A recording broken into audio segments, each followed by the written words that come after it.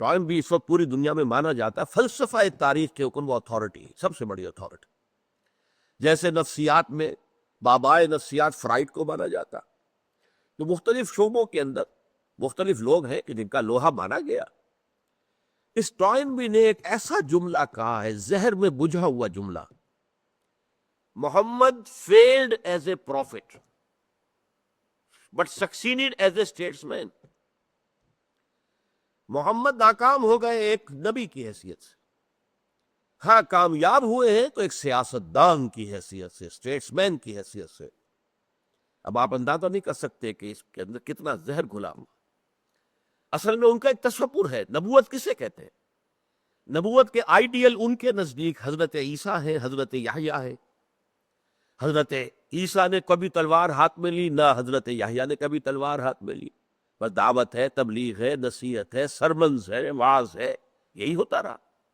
چاہے اس میں تلخ واعظ بھی ہے، سخت تنقید بھی ہے، لیکن بہرحال اس سے تو آگے تو بات نہیں بڑھی.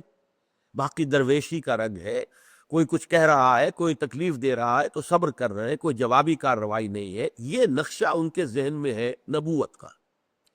اور وہ یہ سوچتے ہیں کہ چاہے محمد نبی تھے یا نہیں تھے صلی اللہ علیہ وسلم، لیکن مکے میں جو ان کی زندگی تھی وہ نبیوں کے مشابہ تھی. وہ رنگ اس میں نظر آتا ہے، دعوت ہے، تبلیغ ہے، وعظ ہے، نصیحت ہے. اور لوگ اگر پاگل کہہ رہے ہیں تو بھی جھیل رہے ہیں، کوئی شاعر کہہ رہا ہے تو برداشت کر رہے ہیں. ان کے ساتھیوں کو مارا جا رہا ہے تو انہیں حکم ہے کہ ہاتھ مت اٹھانا، جوابی کارروائی نہ کرنا. تو یہ جو درویشانہ انداز ہے یہ تو عیسیٰ سے ملتا ہے علیہ الصلوۃ والسلام، یہ یحییٰ سے ملتا ہے علیہ الصلوۃ والسلام. تو اس سے قطع نظر کہ واقعتاً محمد نبی اور رسول تھے یا نہیں صلی اللہ علیہ وسلم، بہرحال ان کی مکی زندگی بہت سے اعتبارات سے انبیاء کی زندگی سے مشابہ ہے. But there he failed. مکے میں ان کے لیے جو ہے وہ راستہ نہیں بنا، انہیں وہاں سے جان بچا کر ان کے خیال میں تو بھاگنا پڑا. ہم ہجرت کا تصور ہم جو کچھ بھی رکھتے ہیں وہ اپنی جگہ پر، لیکن ظاہر بات ہے کہ آپ رات کی تاریکی میں نکلے ہیں گھر سے، پھر 3 دن آپ روپوش رہے ہیں جو غار ثور ہے اس میں، تو یہ گویا کہ وہاں پر تو ناکامی کی دلیل، وہاں کوئی کامیابی حاصل نہیں ہوئی. تو محمد failed as a prophet but he succeeded as statesman. مدینے میں آنے کے بعد محمد کا رنگ ہی اور ہے صلی اللہ علیہ وسلم. اب وہ ایک ہیڈ آف دی اسٹیٹ کی حیثیت سے سامنے آ گئے ہیں. اب انہوں نے ہاتھ میں تلوار لے لی ہے. اب جو ہے وہ قاتلوا فی سبیل اللہ الذین یقاتلونکم، کہا وہ صورت تھی کہ چاہے تمہارے ٹکڑے کر دیں، تمہاری بوٹیاں اڑا دیں، تمہیں زندہ جلا دیں، تم کوئی ہاتھ نہیں اٹھاؤ گے. No raising of hands even in self defence. For 12 long years it was the order of the day. لیکن اب کیا ہے؟ قاتلوا فی سبیل اللہ الذین یقاتلونکم قاتلوہم حتی لا تکون فتنۃ ویکون الدین کلہ للہ. کرو جنگ ان سے یہاں تک کہ فتنہ اور فساد بالکل فروغ ہو جائے اور دین کل کا کل اللہ کے لیے ہو جائے. اب ان کے پاس وفود آ رہے ہیں، ان سے گفتگویں ہو رہی ہے.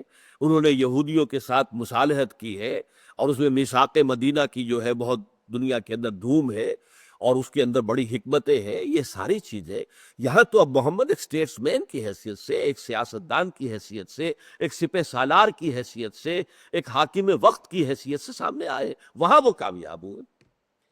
یہ ایک جملہ ہے جس سے کہ آپ سوچئے کہ جو شخص بھی پڑھے گا اس کو کس قدر اس کے ذہن میں زہر گھل جائے گا حضور کے بارے میں کہ یہ تو تضاد ہے واقعتاً.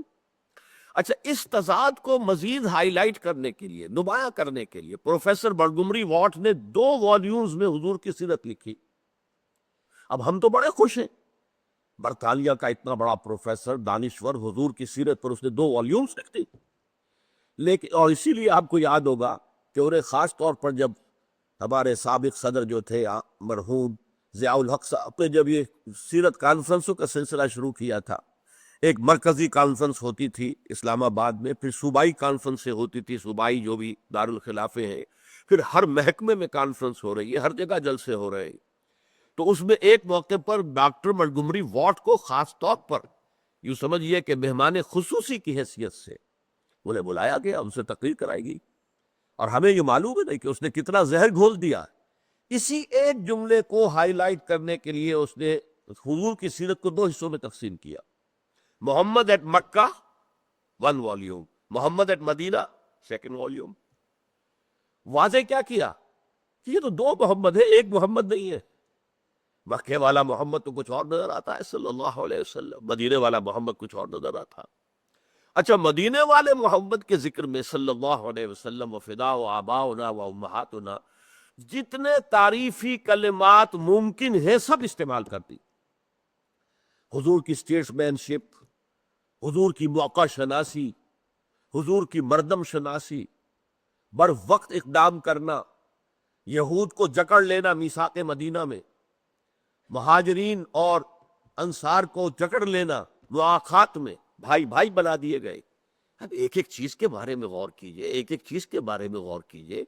پھر حضور بحیثیت سپہ سالار، آپ کی دانش مندی، آپ کی جو آپ کہیے ملٹری پالیسی، اسٹریٹجی، کس طریقے سے آپ نے دب کر صلح کر لی قریش کے ساتھ، دب کر، تاکہ بالکل یکسو ہو کر یہودیوں کے ساتھ آخری بار کا ہو جائے، اور خیبر پر حملہ کر کے تاکہ ہمارا جو پشت ہے وہ محفوظ ہو۔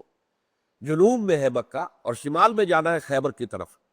اب اگر مکے والوں سے یہ معاہدہ نہ ہو گیا ہوتا صلح حدیبیہ، تو اندیشہ تھا کہ مسلمان اگر خیبر پر حملے کرنے کے لیے نکلتے تو ادھر سے قریش آ کر مدینے کے اوپر حملہ آور ہو کر فتح کر لیتا۔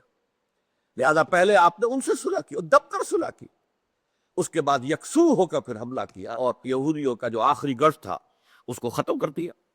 تو یہ حضور کی پالیسیز کا معاملہ، دور اندیشی کا معاملہ، معاملہ فہمی کا معاملہ، انسان شناسی کا معاملہ، یہ صلاحیت، یہ در حقیقت اس کو جتنے ٹریبیوٹس پے کیے جا سکتے ہیں، جتنے بھی اس کے لیے ایڈجیکٹیوز ہیں، اس کے لیے سپرلیٹو ڈگریز کے اندر ایڈجیکٹیوز جو ہے اس نے استعمال کر دی۔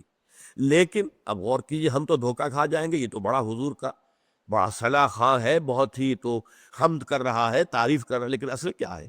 محمد at Mecca, Muhammad at Medina, they are two Muhammad صلی اللہ علیہ وسلم، ان میں تضاد ہے۔